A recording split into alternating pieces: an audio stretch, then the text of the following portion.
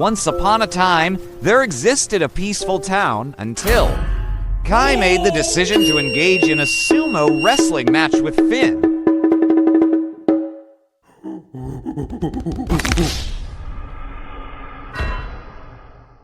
So, I decided to create a multiplayer game in just 3 days. In the past, I attempted to create a multiplayer game, but I failed because I was a newbie. Therefore, I realized that I needed to understand the basics of networking since I had no idea what I was doing.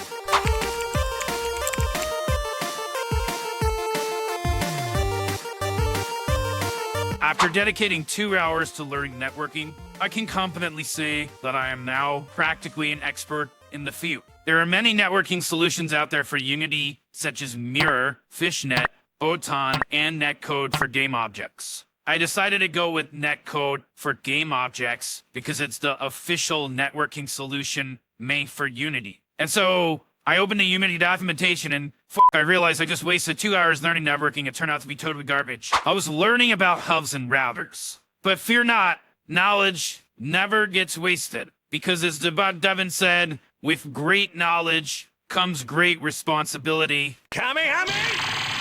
Get lost, Devin. Now it's better.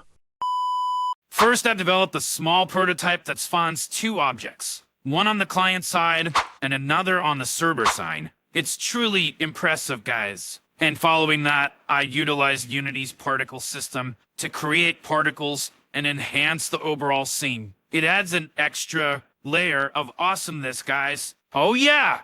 Now that I've solidified my understanding of the basics, it's time to bring my game concept to life.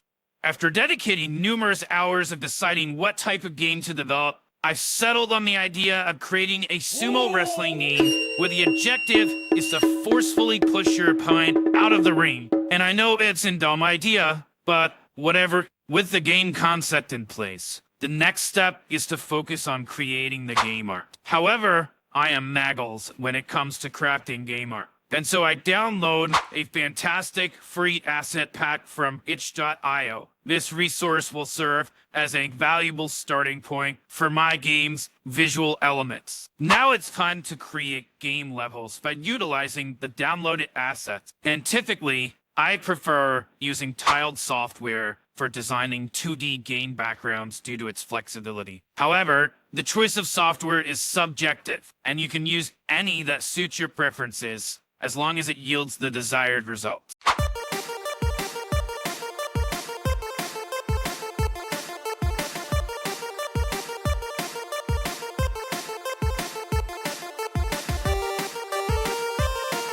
It quickly created 2 scenes, one for main menu, and other is for game scene, where the actual sumo will happen. It's finally time to write some code.